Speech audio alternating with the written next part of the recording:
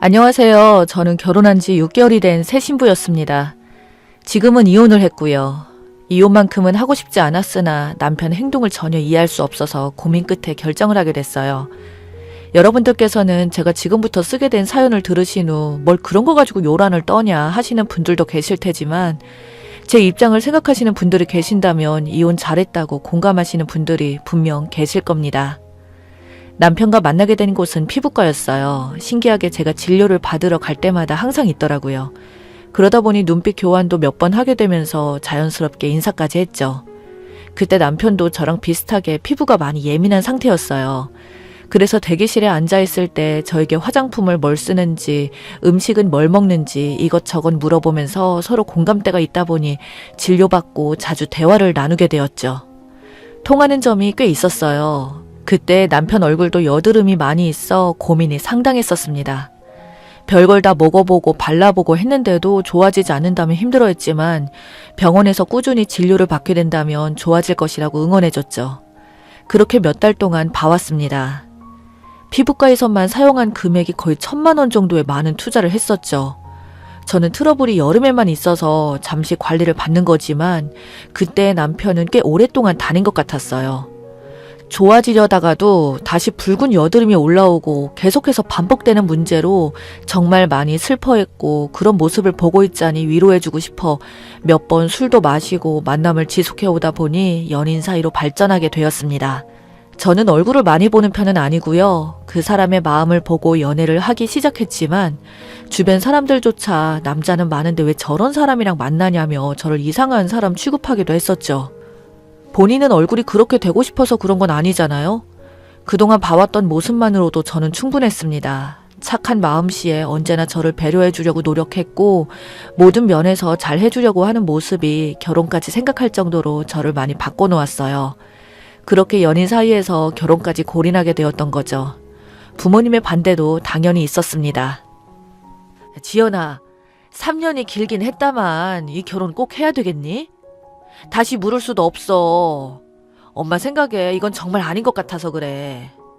여드름 누구나 날 수 있는 거야. 하지만 그것도 어느 정도껏 그래야지. 너무 심하잖아.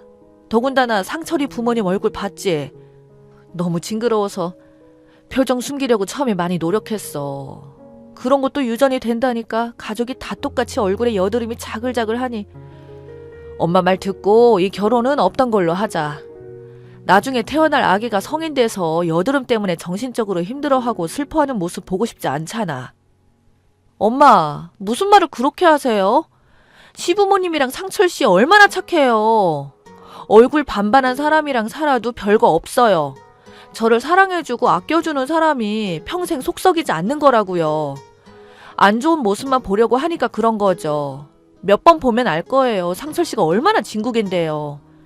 걱정하지 마세요. 앞으로 결혼 생활 잘할 수 있으니까요. 아빠도 별 말씀 없잖아요. 너희 아빠가 왜 말이 없겠니? 네가 그래도 사랑하는 사람이고 결혼하겠다는데 거기다 대고 싫다고 말하면 네가 상처받을까 봐 말조심하고 있는 거 아니니? 엄마처럼 아빠도 똑같은 마음이야. 아직 시간은 있으니까 조금 더 신중하게 생각해보자. 계속해서 엄마의 설득이 이어졌고 눈을 뜨고 감을 때까지 얼굴을 보기만 하면 입이 닳도록 이 결혼은 아닌 것 같다며 절 말렸습니다. 그래도 저는 꿋꿋하게 제가 가고자 하는 방향으로 밀어붙였고 결국 결혼까지 하게 된 거죠. 그래도 남편은 대기업을 다니고 있었습니다. 돈도 잘 버는 좋은 직장인데 외모만 보는 건 좀 아닌 것 같아서 결혼식 당일까지 기분이 좋지 않았습니다. 계속되는 외모 지적으로 엄마와의 사이도 점점 멀어지게 되었죠. 그렇게 엄마와의 문제로 기분이 별로 좋지 않은 상태에서 남편과 저는 신혼여행지로 출발하기 위해 비행기에 올라탔습니다. 그냥 여행 다니는 것보다 신혼여행이라서 그런지 정말 설레고 좋은 추억 만들었으면 하는 마음으로 별 사고 없이 무사히 집에 도착하기를 바랬습니다. 그렇게 목적지에 도착하고 신혼여행 첫날이라서 그런지 많이 피곤한 상태에서 예약을 해둔 저녁 식사를 먹고 술 한잔하며 첫날은 휴식을 취하기로 했습니다. 다음날부터 빡빡한 스케줄을 소화하려면 일찍 잠자리에 들어야 했죠. 긴장도 많이 풀리고 술까지 들어가다 보니 저도 모르게 잠이 들어버렸습니다. 눈 한 번 안 뜨고 세상 모르게 자고 일어났죠. 그렇게 신혼 첫날 밤 아무 일도 없이 눈을 뜨게 되었습니다. 그런데 제가 아침 일찍 일어나니 남편이 갑자기 화들짝 놀라면서 이불 속으로 들어가더라고요.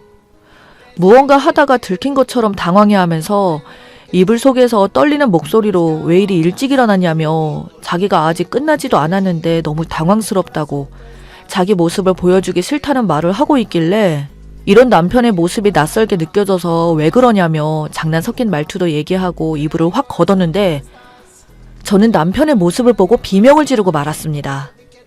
이불 속에는 이상한 것들이 엄청나게 많이 있었고 더 충격적인 건 남편의 몸에서 피가 흐르고 있었네요.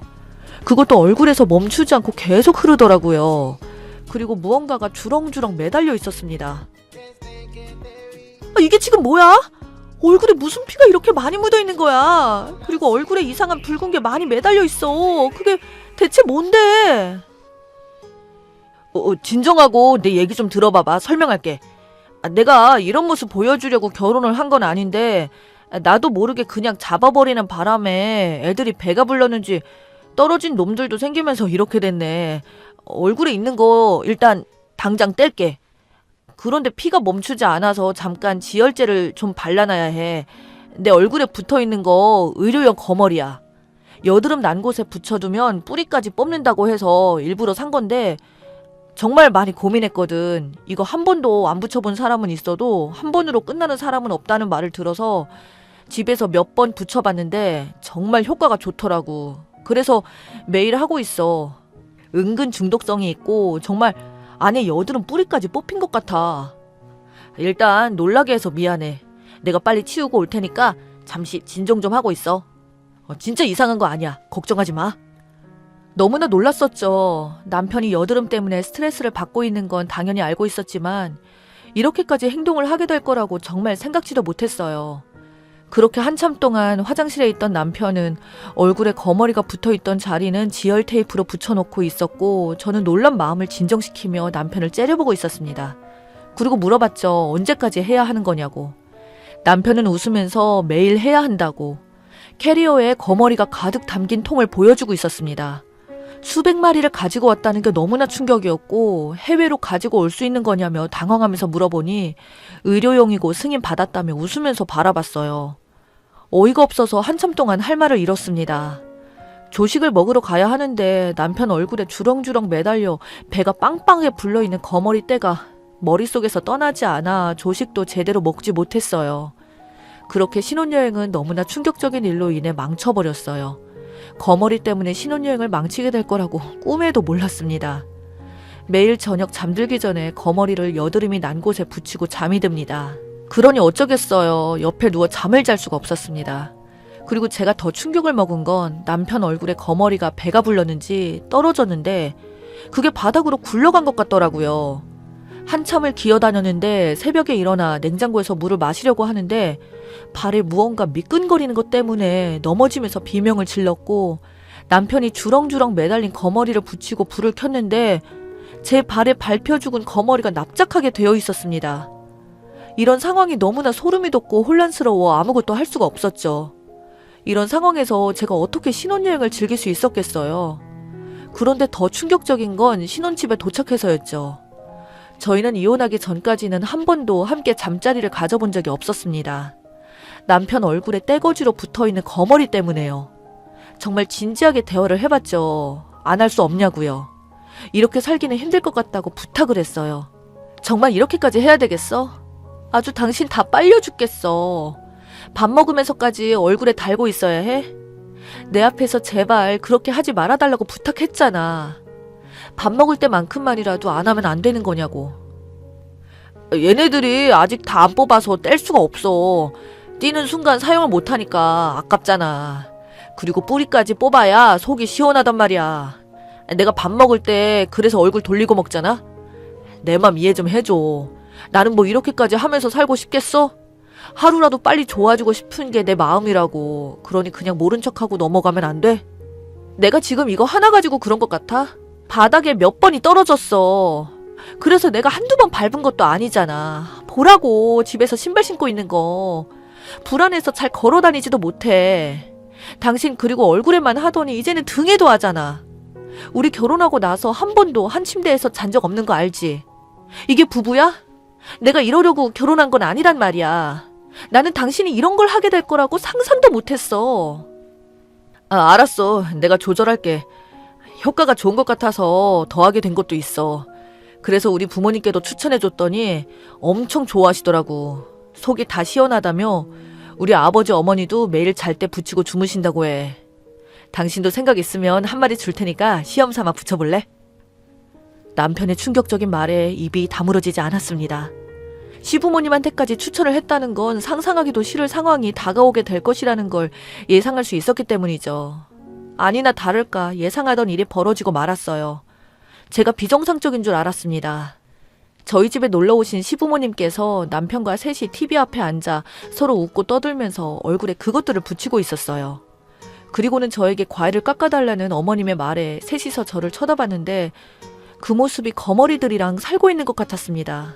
그렇게 한참을 계시다가 돌아가셨고 저는 이렇게는 살 수 없을 것 같아 결국 결정을 해야 한다고 생각했어요. 내가 지금 말장난 아니니까 진지하게 받아들여야 할 거야. 다른 방법 많으니까. 저건 쓰지 말자. 정말 아닌 것 같아. 나 정신병자 만들 일 있어? 그 징그러운 것들을 매일 얼굴에 붙이고 사냐고. 우리가 부부야? 어떻게 나에 대한 배려는 하나도 없는 거야? 우리 결혼한 지 6개월 됐어. 그동안 당신 얼굴 좋아진 게 뭐야? 딱지만 엄청나게 많아지고 변화된 건 하나도 없잖아? 내가 보기에는 오히려 더 안 좋아지고 있는 것 같아. 함께 살면서 서로 배려를 어느 정도는 해줘야지. 밥 먹을 때나 잘 때나 집에 보면 내가 하루라도 편한 날이 없어. 계속 이렇게 나간다면 결국 이혼할 수밖에 없어. 나랑 살 거야? 아니면 거머리랑 살 거야? 왜 그런 말을 해? 당연히 나는 당신이랑 함께 살 거고 치료도 안 할게. 그리고 한 침대에서 자는 게 그게 그렇게 중요한 거야? 내가 빨리 좋아지는 게 더 중요한 거 아니야? 나를 사랑한다면 이 정도는 이해해줘야지. 고난과 역경을 헤쳐나가야지만 진정한 부부인 거야. 우리는 평생을 함께하기로 약속했잖아. 평생을 거머리랑 같이 살라고? 그리고 한 침대에서 자는 게 중요한 거냐고? 내가 스님이니?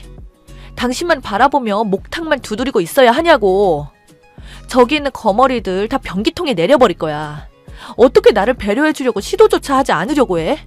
당신이랑 끝이니까 이혼 서류에 도장 찍을 준비나 해.